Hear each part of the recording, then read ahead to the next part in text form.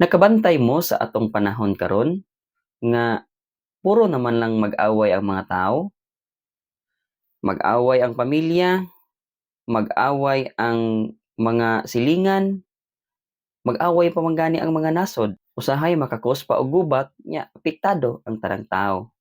The question, why are all this happening? Which in fact nga daghang mga tao keep on praying about peace. And why is it the Lord is allowing these things to happen? Ang atong ebanghelyo karon kinutlo ni Saint Luke chapter 12 verses 49 to 53. Si Kristo miingon, naghuna-huna ba kamo nga mianhi ako aron pagdalag pakigdait nganhi sa kalibutan? Tug-anan ko kamo, dili pakigdait ang akong gidala, kundili pagkabahin-bahin.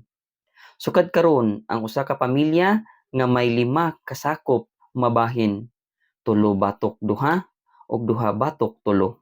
Ang amahan makigbatok sa iyang mga anak nga lalaki ug ang mga anak lalaki makigbatok sa ilang amahan. Ang inahan makigbatok sa iyang mga anak nga babaye ug ang mga anak nga babaye makigbatok sa ilang inahan. Ug ugangang babaye makigbatok sa iyang mga binalayi ug ang mga binalayi makigbatok sa ilang ugangang babaye. Ang kaning mga pulong ni Kristo makapangutana ta nga Jesus is the Prince of Peace. Pero why is it niingon siya nga dili man di ay pakigdait or kalinaw ang iyang dala? Nganong pagkabahin-bahin na hinuon ang iyang dala? Nagkagubot na hinuon ang ato ang palibot. Ang buot lang ipasabot ni Kristo ani nga siya mao ang kamatuoran o tungod niining maong kamatuoran nga iyang isangyaw, daghan ang dili mo dawat, daghan ang dili mo tuo, daghan ang mga kasing-kasing nga magsakit tungod niining maong kamatuoran. Mao na nga daghan ang mga tawo nga mga suko.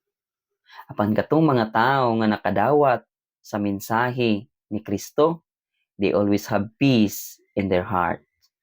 They always have joy in their heart. Malipayon, gidawat nila si Kristo.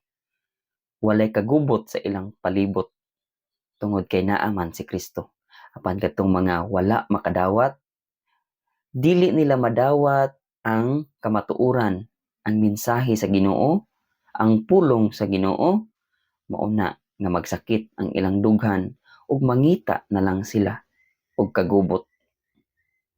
Hinaot sa atong pagsatagsa ka mga kaugalingon, atong dawaton kung unsa may kamatuoran, because truth will set us free.